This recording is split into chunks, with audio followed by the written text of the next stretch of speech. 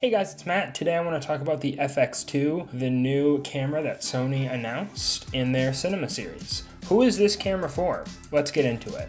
This camera shares the same 33 megapixel sensor with the Sony a7 IV. When you take pictures and video with this camera, you're going to see the same type of quality. The Sony a7 IV came out in 2021. Why Sony wants to put the same sensor that they've already had in a camera for 4 years, I don't know.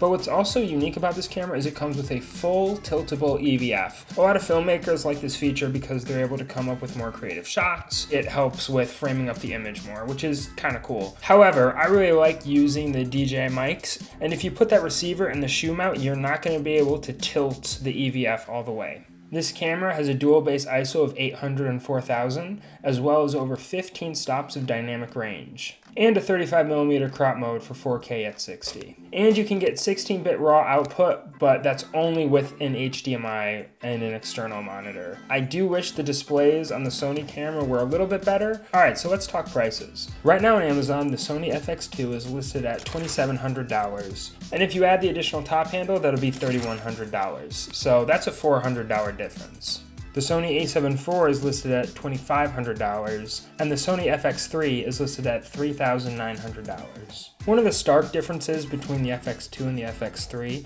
is that the FX3 supports 4K at 120 frames and the FX2 doesn't. The FX3 has a 12.1 megapixel sensor where the FX2 has a 33 megapixel sensor. Since the FX3's sensors are larger, that means that the FX3 is going to have better low light performance. So right here I have my FX30, and honestly guys, I have no intentions of switching over to the FX2. Just for comparison, my FX30, which costs $900 less than the FX2, can shoot at 4K at 120 frames per second. The FX2 can't do that. However, the FX2 will be able to take better pictures than the FX30. If you're looking to get into videography professionally and you're choosing between the FX2 and the FX30, or the FX3 depending on what your budget is, I would go with the FX30, simply for the fact that it's cheaper and it has better video features in my opinion. However, I shoot pictures with a Sony a7 IV, so if you want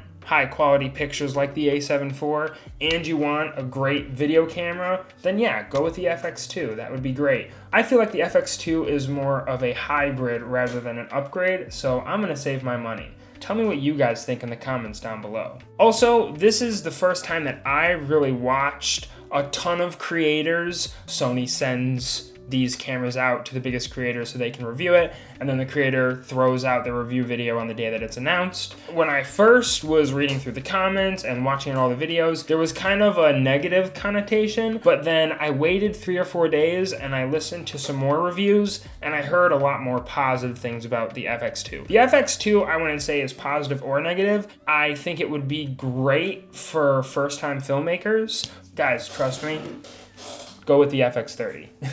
if you're a budget filmmaker, go with the FX30. You're gonna get such a high quality image with amazing dynamic range. One reason why Sony might have missed the mark with this is the competition. As a business, you wanna make sure that your stuff is competitive. And the two cameras that they specifically called out was the Nikon Z8 and Panasonic's Lumix S5 Mark II. I think I would have been a lot more excited for this camera if this was more of an upgrade rather than a hybrid. So those are my thoughts. Tell me what you guys think in the comments down below. Have a great day. Goodbye.